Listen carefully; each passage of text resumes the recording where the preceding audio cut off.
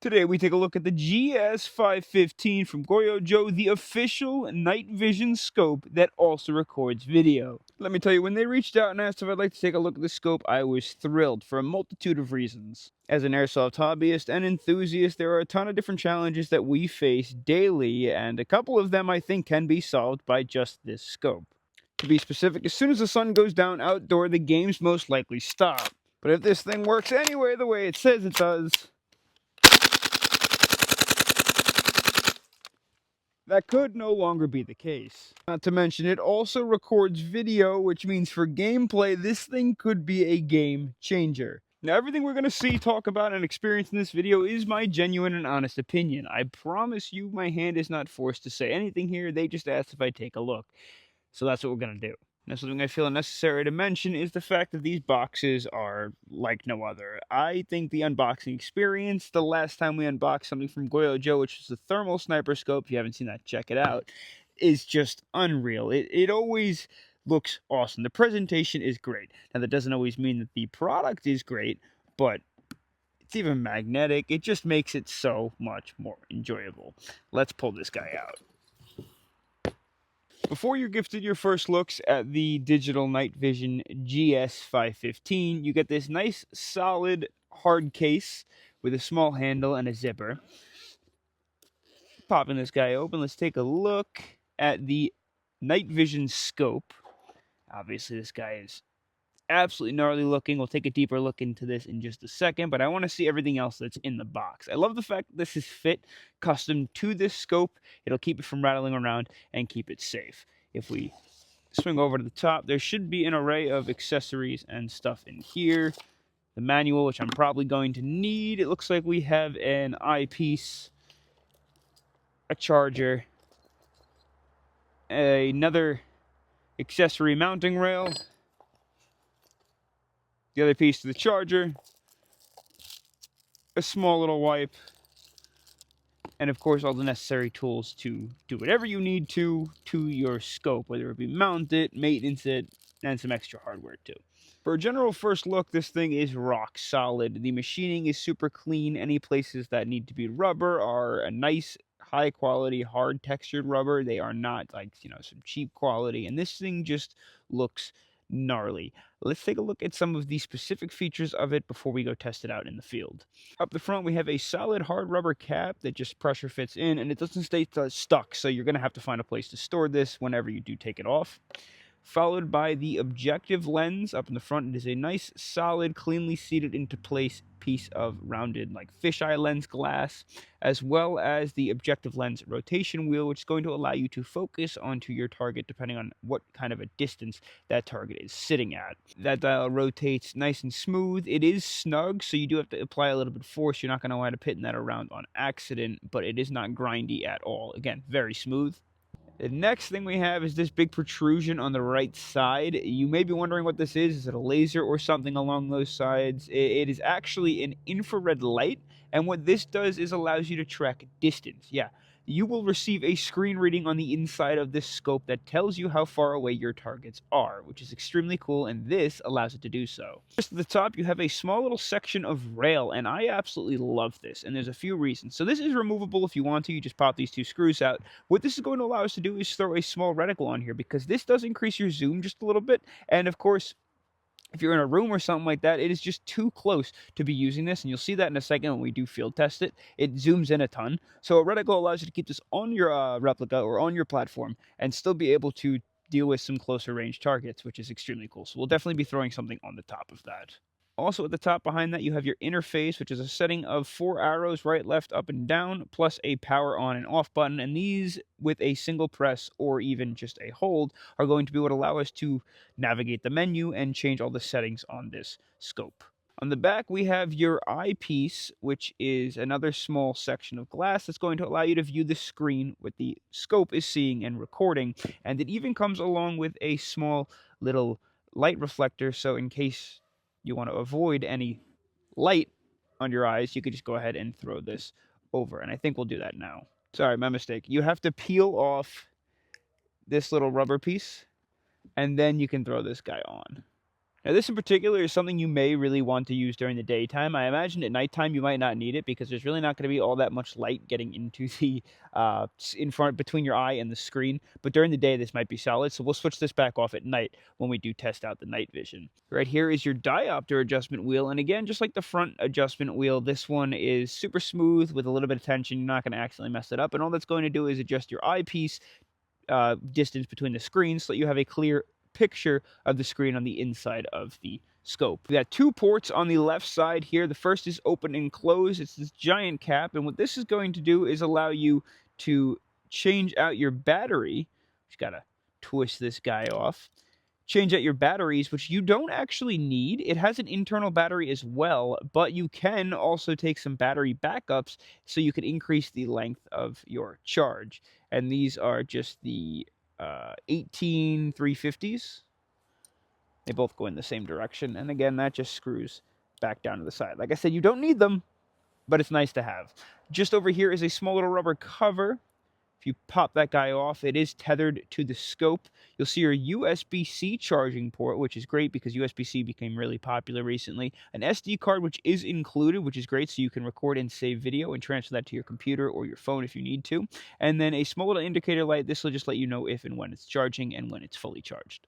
Lastly is your mounting hardware. This is really cool. It's very reminiscent of something like the EOTech. It's a quick latch and release, so you're just going to pop that out and latch it down. Again, push the button to pop that out and latch it down. And then when you want to tension it down to the rail, you're just going to twist this guy a little bit tighter. It does come with that extra rail piece here, and that's just going to allow you to move the scope a little bit further back. So you can go ahead and pop this off, attach it to the base of here, and then attach the scope to the top, and it'll sit on your replica a little bit higher and a little further back. But we're not going to need that actually, because on the F90 we're going to be using this on, this is going to work just fine the way it is. I mentioned before that mounting it was extremely easy. I'll show you exactly what I mean. So we're just going to press the button and pry this guy outwards. We're going to throw it onto the F90, latch it down, and then it is tight and snug. And if you need to make it a little bit tighter, you could just go ahead and twist here. But I mean, the speed at which you can put that on and take that off is just unreal. Everything is mounted up and ready to go. I even zeroed it in. I'm still learning this optic, so, bear with me. But we're going to throw this guy up on screen now. You can see the top right. I'm going to turn on the recording feature just by a press of the on button. And we are now recording. And as you look through what I'm seeing on the screen of the scope, you can see the interface initially has a bunch of different things. You've got your compass, you've got your recording time, your IR if it's on or off, your power, your zoom distance, and so on. Tons of different features. I'm going to show you a few of the things that I noticed to start off. Just pressing the up arrow will increase your zoom. See, we're 15x, 20x, and then we come all the way back. So we got a 5 times to 20 times zoom. If we hold the up arrow, we get a small little even further increased picture screen on the top that's going to give us a view of how far zoomed we are in, and then it gives us a small square that's further zoomed, and then the entire picture which isn't as zoomed. We'll go ahead and turn that off again. I'm going to go ahead and hold the down arrow. You can see this is our first menu screen. I'm sorry, I'm trying to hold this steady for you guys while doing this entire thing.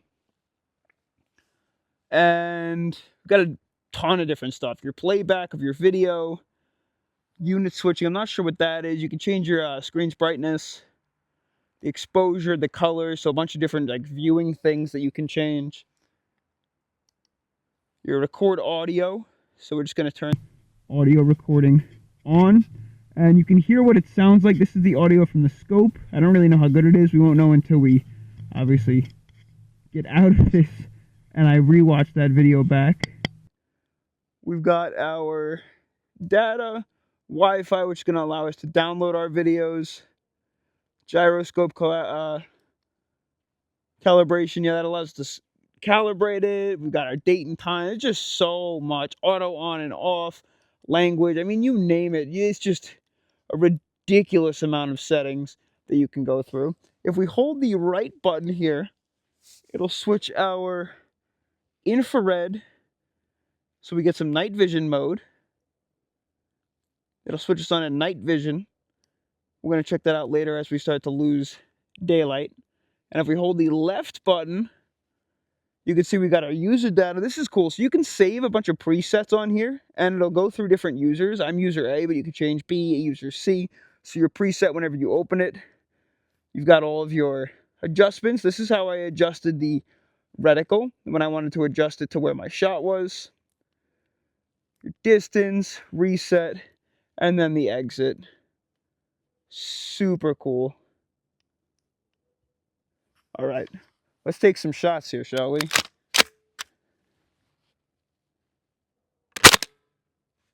I missed that one.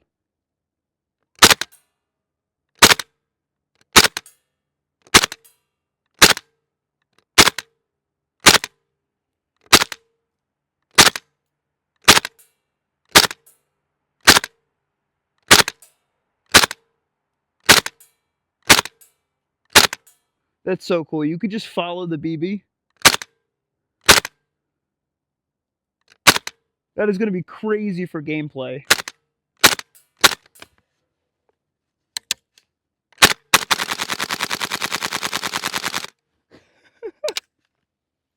Let's turn off the recording.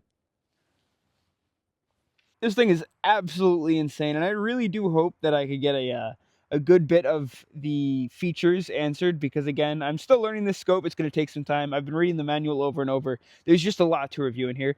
Let's wait until it gets to nighttime, and we'll do a little bit of night vision content. So we are at about dusk, and I just threw the night vision scope from GOYOJO onto my PCC. This is actually my AEP01 in a carbine kit, and we're running a drum just because it is dark out, so the less moving parts, less mags I have to reload and stuff, it's just going to be easier for filming purposes. We're not training or anything like that. And a couple things that I do just want to mention: we're going to have to wait until the light goes completely dark before we test the night vision mode, and that's just because with the digital night vision, it is going to have a harder time, I guess not necessarily functioning, but you're actually going to see like these small little uniform blocks or squares, which is the actual like night vision scope itself. So with digital night vision, it has to be completely dark, unlike like true analog. So I think we're at about the right darkness now, and I'm trying to find locations here where there's no like light pollution, because I have some lights on the shed that it just turned on, and we also have some street lights and car lights and things like that, lights from my neighbors' houses and whatnot.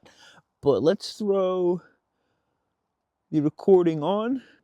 So I'm throwing the recording on now. I'm going to pull this up in full screen for you, because the previous video we did not pull up in full screen. And I figured you can see now what it would look like if you were to pull this up on video and like actually run it as a scope cam on your replica during a game.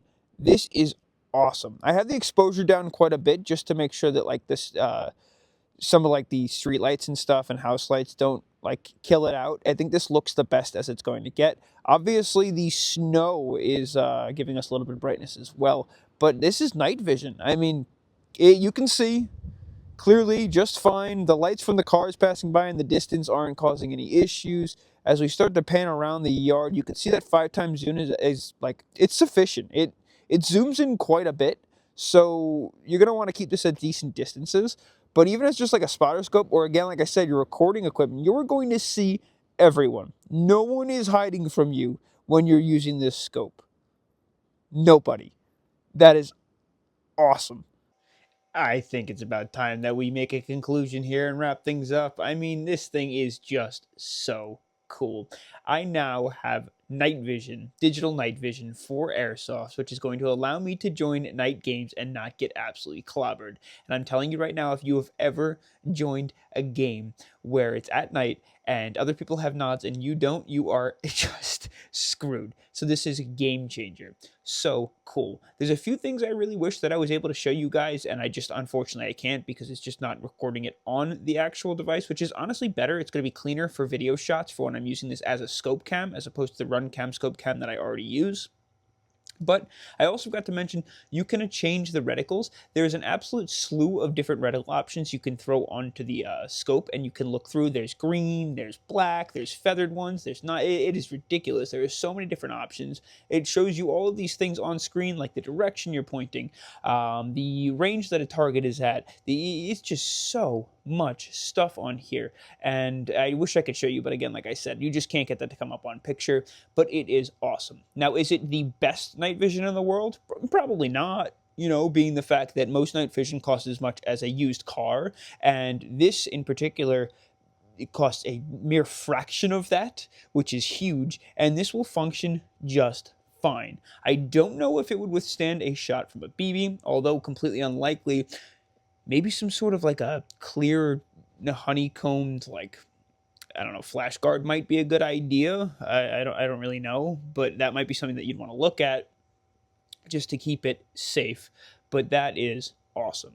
GoYoJo, thank you for sending it out. I definitely think this is something that is worth taking a look at if you're looking into getting any sort of night vision scope or optic, especially for some big like milsim events and stuff like that. This is an absolute game changer. So cool. And the features and the moldability and the ease of getting the videos onto your computer, it is just so simple. And again, most companies, they don't even include an SD card.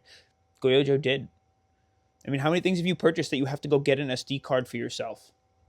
It's just the little things like that. They just push it to the next level. You have cases that come with it, and even a small little rail attachment point. It's just awesome. Awesome, awesome. The last thing that I did need to mention that I didn't get to show on camera, with the night vision, make sure that you close this.